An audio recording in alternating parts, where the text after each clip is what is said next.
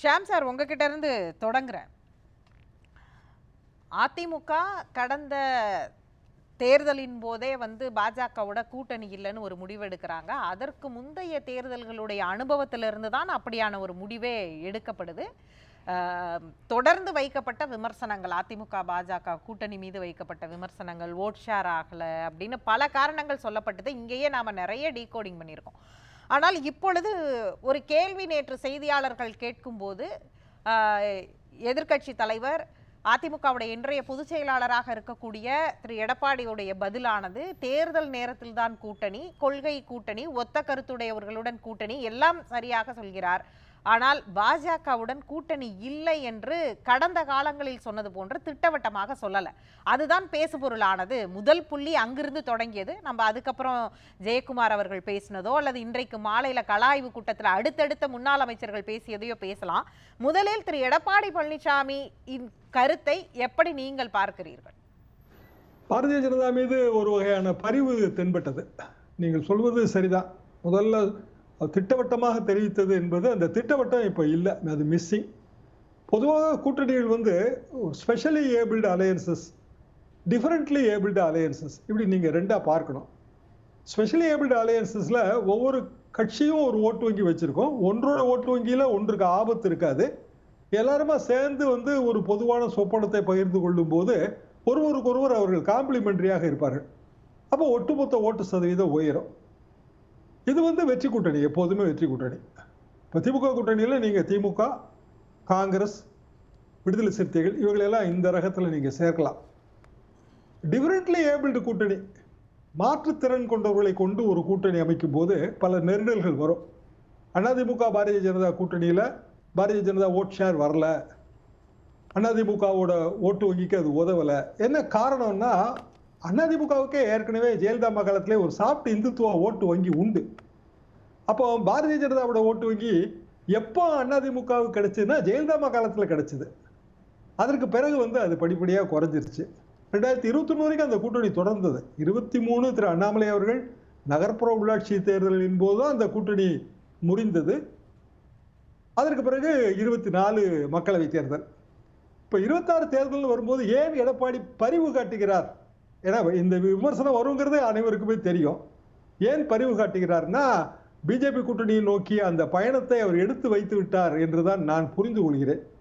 ஒருவேளை அண்ணாமலை இல்லாத தமிழ்நாடு பிஜேபி என்பது அவர் கணக்காக இருக்கும்.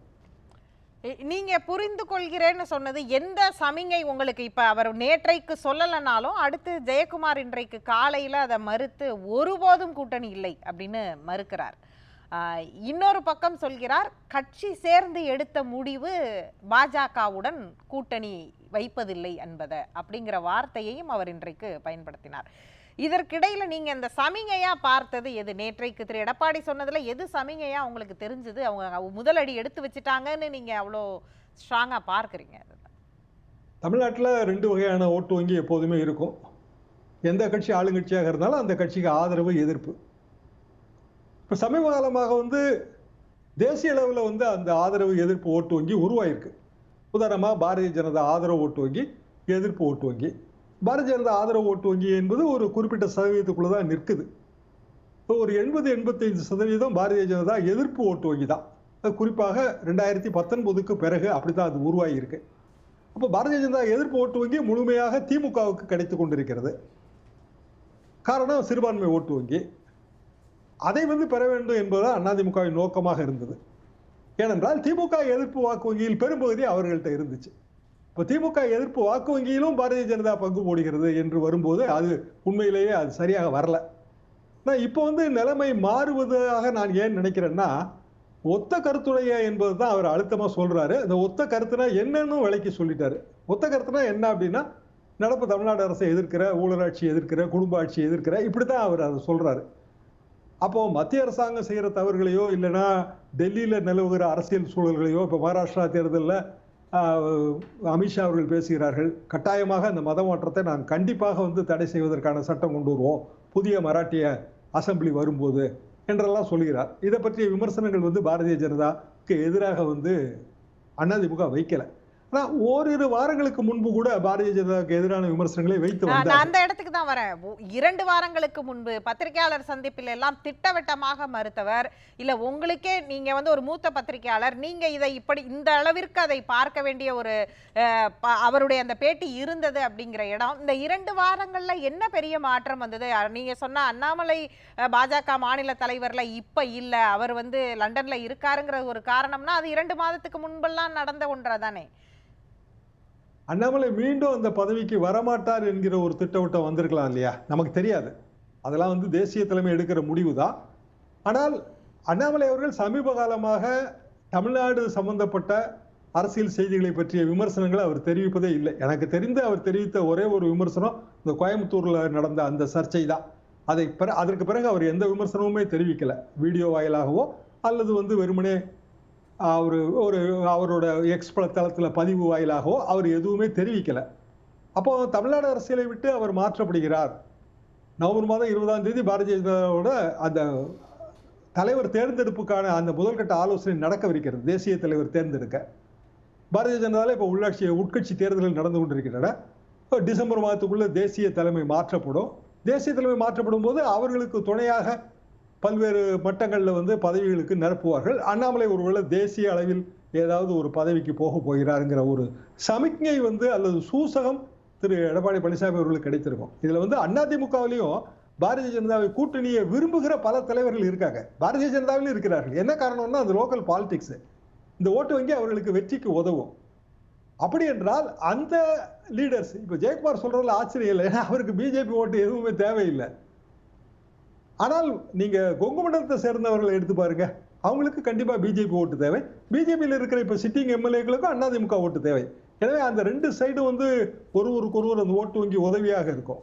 முன்னாள் அமைச்சர் ஜெயக்குமார் பேசின அந்த அளவிற்கான ஒரு ஸ்ட்ராங்கான வார்த்தையாவோ இல்ல வந்து தீர்க்கமாவோ வந்து இப்ப முன்னாள் அமைச்சர் KP முனுசாமிட்ட மாலை வந்து அந்த கள ஆய்வு கூட்டத்திற்கு பிறகு கேட்டாருங்க.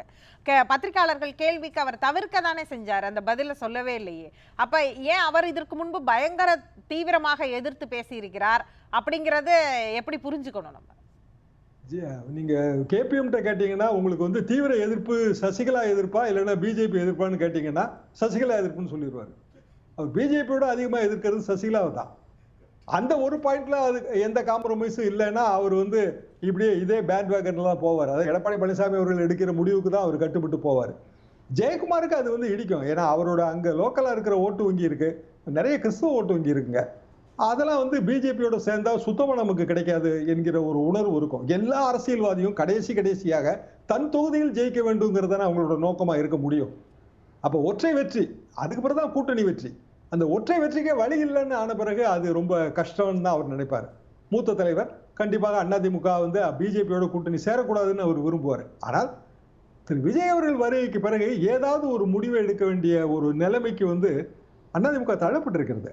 விஜயை தலைவராக ஏற்றுக்கொண்டு என்கிற அந்த புஷி ஆனந்த் அவர்களோட அந்த நிபந்தனை அதிமுகவுக்கு அது நிச்சயமாக ஓப்பாக இருக்காது. நான் அந்த புள்ளிக்கு தான் வரேன். இன்னொன்றையும் சொன்னார் திரு எடப்பாடி, அதிமுகவை தலைமையாக ஏற்றுக்கொண்டு எங்களுடன் வருபவர்கள் அப்படிங்கிற வார்த்தையும் மிக முக்கியமாக கவனிக்கக்கூடிய வார்த்தை. அதிமுக தலைமை என்றால் எங்களை சிஎம் கேண்டிடேட்டா ஏத்துக்கிட்டு வர்றது அப்படிங்கிறது தான், அப்படி இல்லையா? கண்டிப்பாக எடப்பாடி பழனிசாமி அவர்கள் முதலமைச்சர் வேட்பாளர் என்பதை ஏற்றுக்கொண்டுதான். ஏன்னா 2021 தேர்தலே அந்த புள்ளியில 2 அணிக்கு இடையில பெரிய அளவுக்கு மனப்பிணக்க ஏற்படுவதை நம்ம பார்க்க தானே செய்தோம். இதே மேடையில் நம்ம பேசியிருக்கோமே. எனவே எடப்பாடி பழனிசாமி தான் முதலமைச்சர் வேட்பாளர், அதை ஏற்றுக்கொண்டு என்றால் அது வந்து நிச்சயமாக பிஜேபி கூட்டணியில அது சாத்தியம். பிஜேபியோட சேர்ந்து இருக்கிற என்டிஏல வந்து அந்த பாமகவுக்கு ஒரு ஓட்டு வங்கி இருக்கு. அதுவும் வந்து அந்த ஒரு ஸ்பெஷலி ஏபிள்டு அலையன்ஸ் தான்.